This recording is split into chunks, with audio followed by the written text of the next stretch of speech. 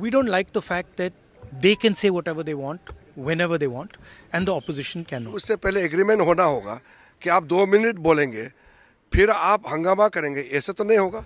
When the issue of that book came, the Naravane book, and the government didn't want me to discuss that at all, and so they stalled the house. They didn't let me speak. That happened 3 or 4 times.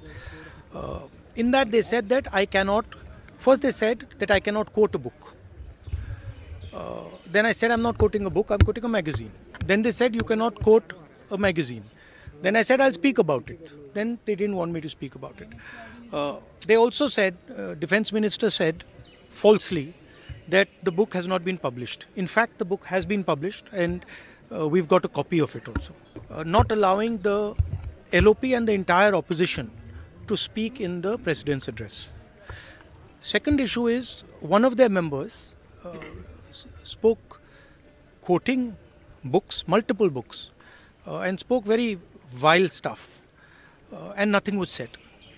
So we don't like the fact that they can say whatever they want, whenever they want, and the opposition cannot.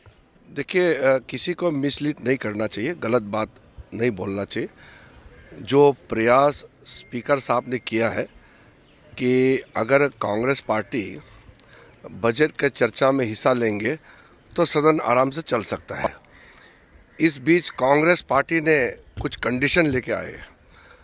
मैं भी speaker साहब के वहाँ में बैठे और कांग्रेस ने कहा कि राहुल गांधी जी को 2 मिनट बोलने के लिए मौका मिलना चाहिए अलग से. तो हमने कहा कि अभी बजट का चर्चा में अलग से मौका क्यों मिलना चाहिए.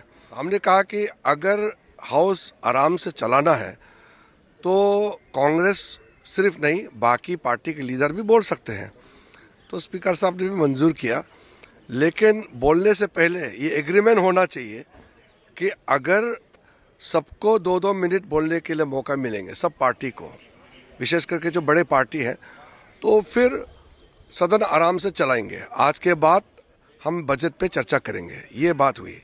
लेकिन उससे पहले एग्रीमेंट होना होगा कि आप 2 मिनट बोलेंगे, फिर आप हंगामा करेंगे, ऐसा तो नहीं होगा.